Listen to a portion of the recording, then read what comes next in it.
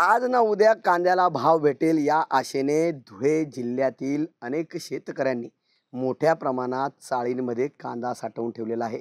आपण बघू शकतो की या ठिकाणी मोठ्या प्रमाणामध्ये शेतकऱ्यांनी अशा पद्धतीने चाळींमध्ये भाव वाढेल या आशेने हा कांदा साठवून ठेवलेला आहे।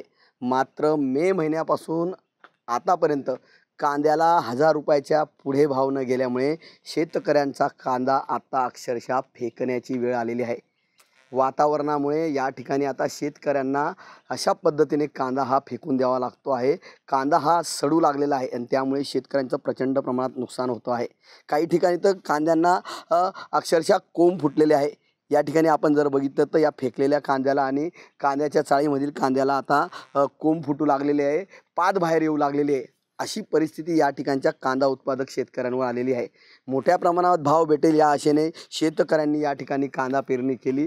कांद्याचं उत्पन्न देखील चांगलं निघालं, मात्र 1000 रुपयाच्या पुढे भाव जात नसल्याने शेतकऱ्यांना या ठिकाणी आता कांदा फेकण्याची वेळ येऊ लागलेली आहे। कारण प्रचंड प्रमाणामध्ये कांदा आता या वातावरणामुळे या ठिकाणी सडू लागलेला आहे। वातावरणामध्ये मोठ्या प्रमाणात बदल झालेला आहे आणि पिकवलेला कांदा हा आता सडू लागल्याने शेतकऱ्यांना फेकण्याची वेळ आलेली आहे। त्यामुळे शेतकरी आर्थिक संकटात सापडला आहे। शेतकऱ्यांच्या कांद्याला या ठिकाणचं सरकार भाव कधी देईल असा प्रश्न या ठिकाणच्या कांदा उत्पादक शेतकऱ्यांनी व्यक्त केलेला आहे।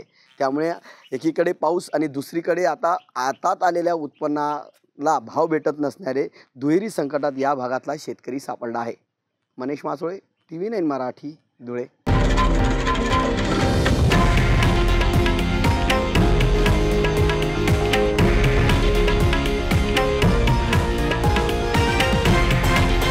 हे आहे देशातील नंबर 1 न्यूज नेटवर्क आणि आपण पाहत आहात TV9 मराठी, एकमेव।